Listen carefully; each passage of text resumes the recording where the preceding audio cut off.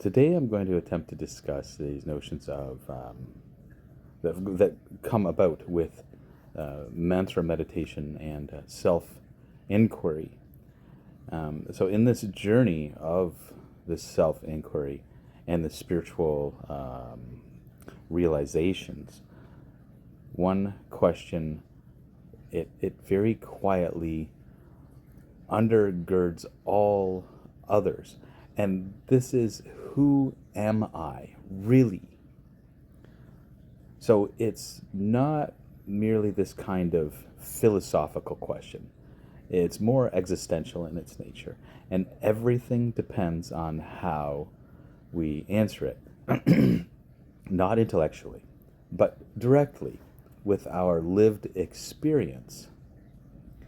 It's pretty interesting because in the East, this inquiry has ripened over thousands of years, right? The Upanishads, yogic traditions, Advaita Vedanta, Tantra, they all converge on one very simple but very staggering recognition that there is something within us that is utterly real, utterly unchanging, and beyond the grasp of this conditioned mind. It's called the Atman in Sanskrit. In English, we would refer to it as this idea of a true self. But why true and why self? So we have to begin by understanding both of these here clearly. So most people unconsciously identify with a composite of thoughts, emotions, memories, sensations, roles, these social identities, right? I am this body. I am this name. I am these likes and dislikes, this story, this history, this trauma, these accomplishments. This is what we call the conditioned self. And it's not wrong. It's just not the whole truth. It's a functional identity, constructed and constantly changing. So one day you're confident, the next you're anxious, one moment loving, the next defensive. All of these states just come and go, but you remain. So, who is this you that observes all of it? So every human being has the capacity to witness their inner experience. You can watch your own thoughts, feel your emotions without being consumed, notice the patterns of your reactions. And in that witnessing, a deeper I begins to emerge. An awareness that isn't entangled in the play of form. Excuse me. So this silent witnessing presence, that is what the sages pointed to as the self. Not the ego self, like the construct, not the social self, but the unchanging, aware presence behind it all. So, why is this self true? So, the word true isn't used sentimentally here. It's not about something that simply feels authentic. It refers to something existentially real, unchanging, ever-present, not subject to the distortions of the mind, time, or circumstances.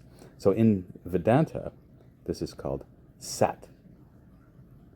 That which is real, that which does not change. If something appears and disappears, it's considered not ultimately real. It may be temporarily useful, but it doesn't constitute your essential nature.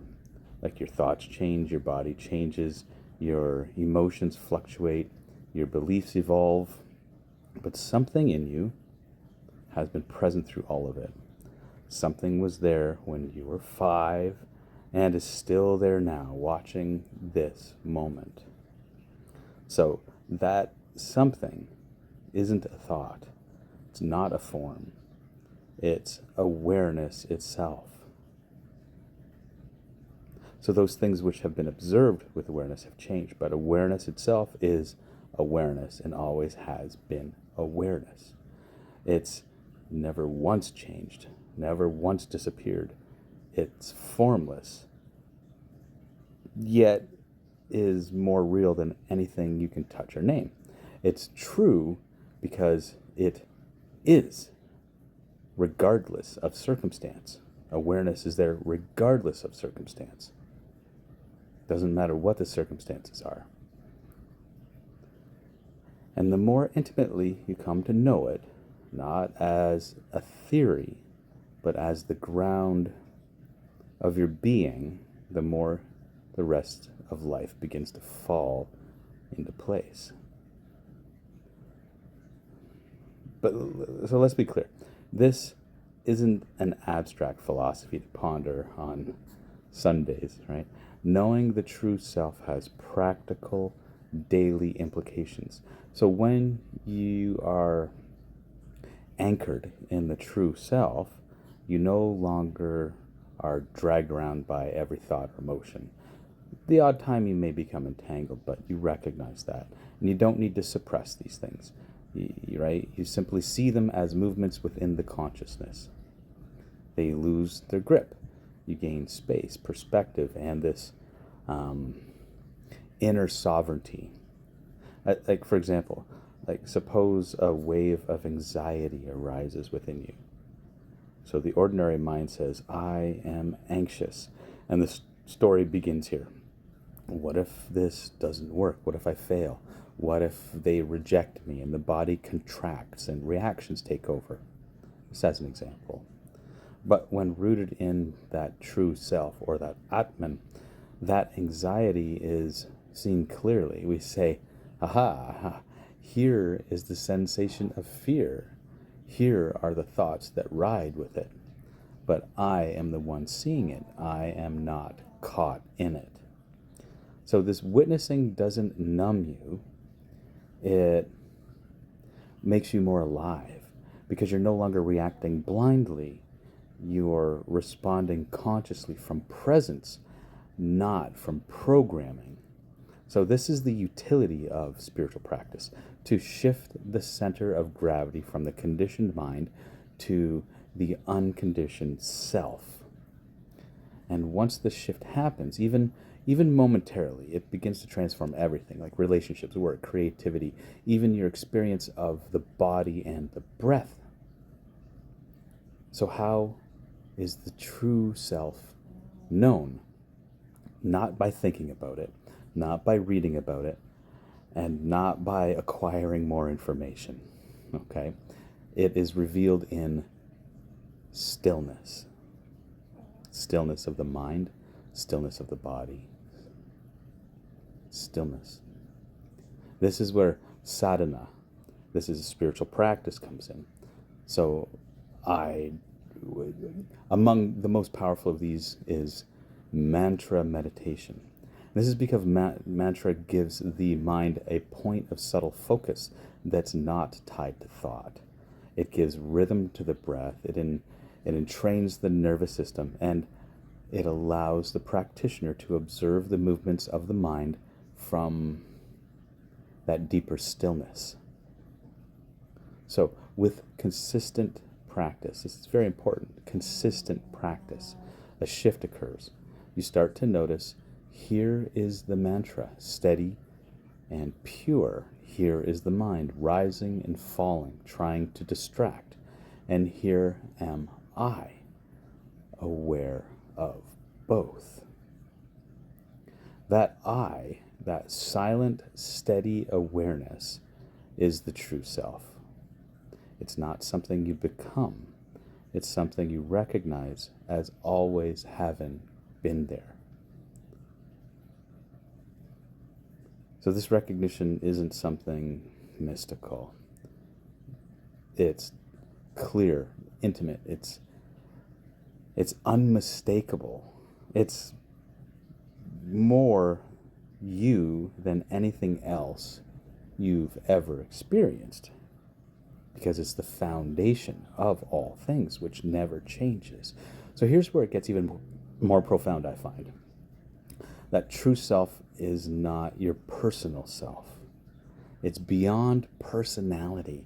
It has no name, no age, no culture, no biography. It's prior to all that. All things arise within it. Just think about it. Everything that you experience arises within awareness. Take awareness out, and what have you got? Nothing. Nothing. So all of these things, age, culture, biography, all of these things, it all arises within awareness.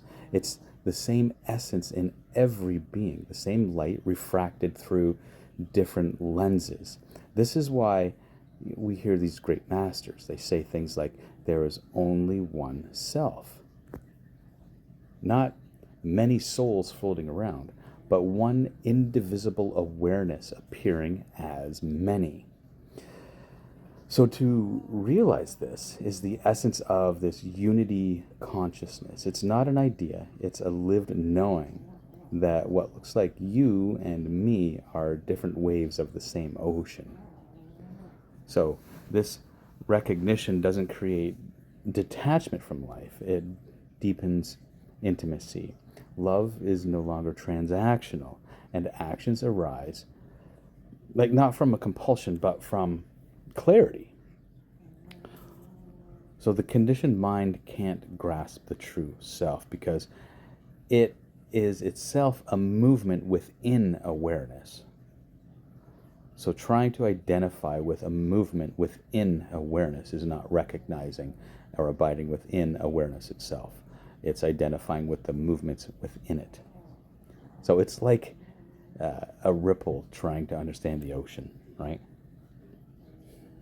So that's why the spiritual path, as we could call it, it's not about getting the right answers. It's about quieting the surface enough for the depth to reveal itself. So the mind wants to achieve enlightenment like a trophy. But the true self was never missing. There's nothing to achieve. Things just simply have to drop away. So it's not something that you have to attain. It's just something to remember. And every moment of silence, every breath of awareness is a doorway back to it. So even after glimpsing this true self, the patterns of the conditioned mind will try to reclaim it, the throne, right? And that's natural. It's not failure. It's the nature of conditioning. This is why practice is essential. Daily, humble, not to reach anything, but to abide in what's already true. So over time, the center shifts. The false, it no longer pulls you in. It doesn't seduce you. The real becomes your resting place. Life continues, but now it's lived from the ground of being, not the illusion of becoming. It's called the true self because it is what remains when everything else falls away. It's true because it doesn't change. And it's self because it's your deepest essence. And it's yours, not because you earned it, but because you are it. Everything else is a layer. It's a costume, a mask.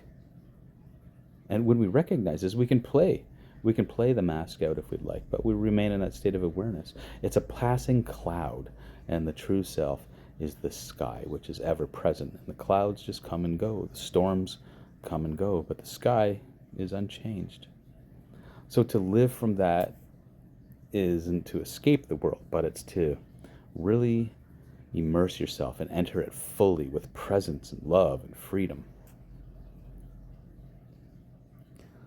So we have to pause. We have to be still.